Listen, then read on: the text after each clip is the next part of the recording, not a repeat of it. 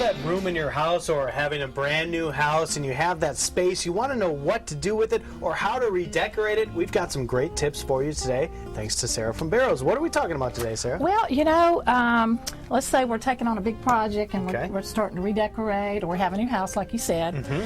It can get so overwhelming. There's so many different colors and elements, woods things and to things do. to think about, yeah. Well, today I would just like to share just some helpful tips to keep your thoughts, keep you focused, have everything organized. Sure.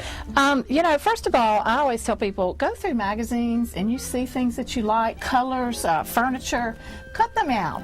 Right. And start building you a little storyboard, so when you're out shopping, you can show that to somebody, say, hey, I'm looking for something like this. It helps for the salesperson to visualize something, and it helps for you to organize your thoughts. And they'll help you, alleviate some of the stress. Sure. Okay, so next then, paint. Always try to have the paint that you're interested in. Yes. And you can, at your paint stores, you can get samples and carry them with you. Fabric swatches, it's always good if you're working with an existing piece, Well, here's the deal. What we're talking about with the paint and the fabric swatches and these things, everything in the room needs to coordinate. Sometimes people will like one thing and say, hey, I love that, but it doesn't go with the other piece. So what you're talking about is it's good to have all these things together at the same time. And a good way to kind of keep all that together is either by get you a notebook, and I have here a notebook with some of these little clear sheets, and you can room A, room B, or you can just kind of build you a storyboard, and so you can have those things when you go shopping. If you don't want to worry with a notebook, just get you a folder,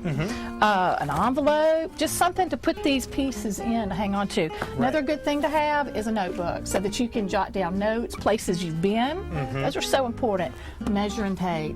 Yes. Get you a little measuring tape. Now, our people always have them on them, but, if you just don't want to bother anybody, it's just good to have one in your Well, that's a key element, too, because every room and the furniture you pick up should be determined by the room size. It is, and what people don't realize is when they're in the store and they see something, the size of it is so different because you're looking at a store with no walls. You're looking at it in a sea of furniture. And you get home, you're going, wow, it didn't look that big in the store. Yeah, wait a minute, we have no space left because this thing takes up the entire space. So that's important. And if possible, if you're working with an area that has some tough spots, it's good to have a little drawing of your space. Maybe a bay window or a corner spot where you want a piece spray. And so when you're out looking, you say, when you're talking to the salesperson, I've got this little spot I got to work, we can help, maneuver around that. Right, so a lot of pre-planning goes into making your room, reorganizing it, or just decorating for the first time come out just perfect. Bring all the elements you can,